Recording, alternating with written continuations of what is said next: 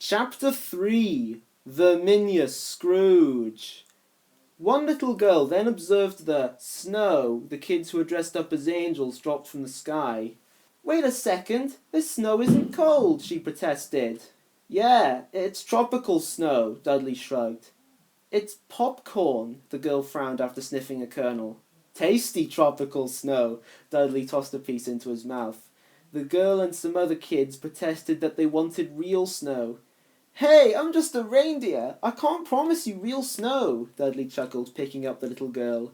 "Hey, Dudley," Keswick suddenly whispered, "I got the stuff." Dudley looked and saw Santa Keswick with a bag of presents. "But I can promise you each a present," Dudley smiled with a hinting tone. The kids cheered, forgetting all about there not being any real snow. They ran off to the tree to look for their presents. "Hey, wait for me," the girl called as Dudley sat her down. "Where's my present?" Keswick laughed as the kids dug through the bag he brought. Meanwhile, Kitty was overseeing the buffet. Dudley decided to check on things. "And don't forget to donate something for Timmy," Kitty said to one secret angel who had collected a few cookies. The secret angel tossed a coin into a tin hat that was on the table. "Well, hello, Kitty," Dudley flirted. "Hello, yourself, tall, dark, and blitzen," Kitty replied, smiling. "For you, Cupid, I'm a dasher." Dudley tossed a cookie into his mouth and then picked up the tin can. "So you got lots of loot for Timmy?" He shook the can. "Cha-ching!" "Yes, and it's really going to help the little guy Dudley." Kitty turned towards the pup with the cast. Timmy was running with some other kids but couldn't keep up very well. He even lost his balance and fell onto the ground but laughed it off. "Look at him. Every year his leg gets worse and he never complains," Kitty sighed, obviously feeling sorry for Timmy. "Yeah, I hope the little squirt gets that operation." Dudley dropped a coin into the can. "He deserves it." "Hey, Dudley," Keswick called out. He was surrounded by kids. "I only got 2 hands. Dudley." He both laughed and protested. "I've got an idea. How about we distract the little tykes with another song?" Dudley went over to Keswick to help him. "Yeah, let's all sing now," Keswick agreed. "One more time," the small secret angel said. "One more time," a scruffy small secret angel agreed. "Bah humbug!" a harsh voice snapped. Everyone gasped and turned towards the voice. A rat in a lab coat and a shrew wearing glasses showed up. Due to everyone's reaction, it was obvious that those two were very unwelcome. The kids hid behind various secret angels, especially Keswick and Dudley. "Oh no, it's Snaptrap and Larry," Keswick groaned. Snaptrap and Larry continued walking towards the booth, passing the piano. Larry hopped on the piano, causing a secret angel who was hiding in it to rise up and fall back in again. Larry then caught up with Snaptrap. Snaptrap used to be a thief, but had gotten tired of being sent to jail. If only all criminals were like that. He agreed to do community service instead, and now was working as a delivery boy for a loan company. However, there were rumors that he had asked for more interest than the company allowed, just so that he could gain some money for himself. No one could prove it, unfortunately. Larry was his brother-in-law, who reluctantly worked for him. "Don't stop on my account. I'm just here to collect a few debts," Snaptrap growled as he knocked a tiny snowman off the table. Timmy gasped as the snowman broke next to him. "Hey, mister, that wasn't nice," Timmy glared. "Boo-hoo-hoo-hoo," Snaptrap said mockingly. "Now beat it, Gimpy." "Well, I might get better, but you'll be ugly forever," Timmy retorted. Snaptrap actually laughed. "Hey, not bad, kid. You got spunk, but don't push your luck." Snaptrap patted Timmy's head. "Big dope," Timmy muttered as he hobbled off.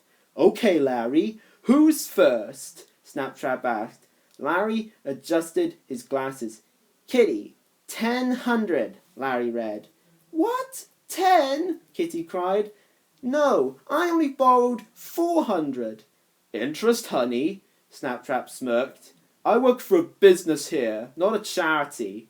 "Oh, come on, Snaptrap, it's Christmas Eve, a time of giving." Dudley smiled as he leaned on the table. Snaptrap at first seemed to like the sound of that. "Then give me the 800 you owe me," Snaptrap snapped. Trap, snap, trapped. It's not due yet, you tightwad, so I'm not paying now, Dudley retorted, crossing his arms. You'll pay now, Dudley, Snaptrap declared, pulling out a weird-looking whistle and hopping onto the table. Oh, snap. In fact, you all will. Larry put on a pair of earmuffs. Snaptrap was now sitting on the table. Allow me, boss. Larry plugged Snaptrap's ears with his finger. One finger? Okie dokie. Snaptrap and Larry evilly chuckled, and then Snaptrap blew the whistle. A weird glowing green light came out of the whistle and formed itself into an evil-looking legless dragon. Before the kids and Secret Angels could react, the green dragon went through all their ears, hypnotizing them. Their eyes became green and yellow circles. Yes, this is just how it happens in the movie. Dudley was the last free one, and he tried to escape, but it was too late. Give, he said in a monotone voice, taking off his antler hat. Give, give, give, give, give, give, give, the other Secret Angels and kids repeated, taking out the cash they had. They lined up in front of the table Snaptrap was sitting at and dumped the cash on the table. Snaptrap had moved to the seating part of the booth by this point. Since Dudley hadn't owed them anything, he just put his antler hat on the table. Oh well, aren't you too generous? Larry smirked, holding out a bag so that Snaptrap could put the cash in it. Wow!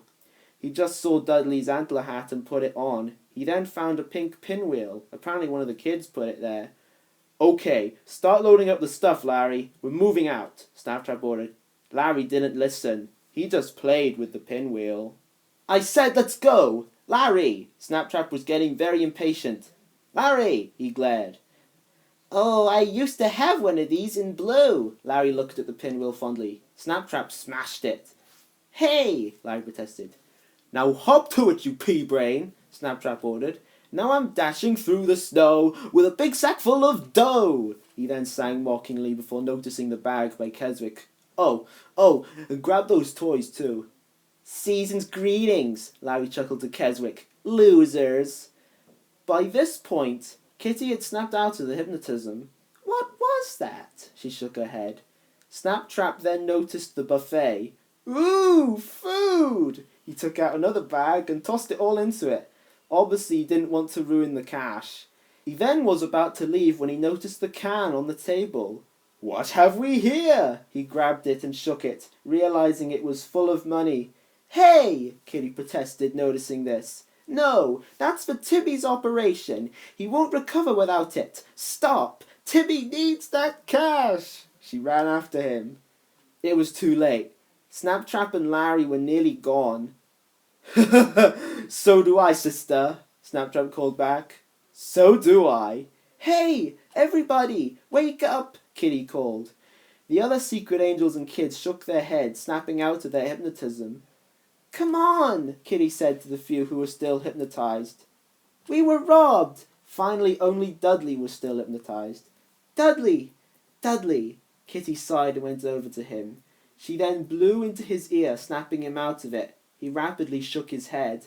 Dudley! Kitty! Oh, over here! Keswick called, now at the table where the buffet used to be. Look, he stole Timmy's operation money.